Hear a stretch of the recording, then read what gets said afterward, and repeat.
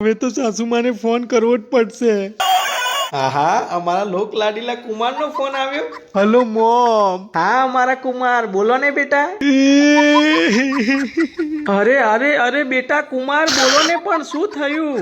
Mom. અરે પણ કુમાર સાંભળો બેટા, તમે પહેલા સ્વચ્છ થઈ જાઓ, પાણી પી લો, અને આમ જુઓ ધીરજ ના રાખો ને તો તમને મારા સોગન છે. પ્લીઝ કુમાર બેટા. હા મોમ. હા શું છે બેટા, બોલો હવે શું થયું?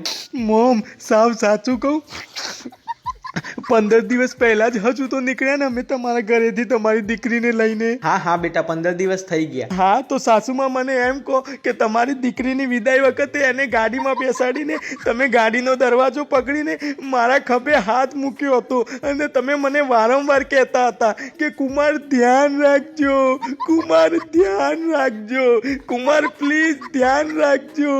ત્યારે મને ખરેખર એમ હતું કે તમે તમારી દીકરીની ભલામણ કરો છો કે ધ્યાન રાખજો એમ.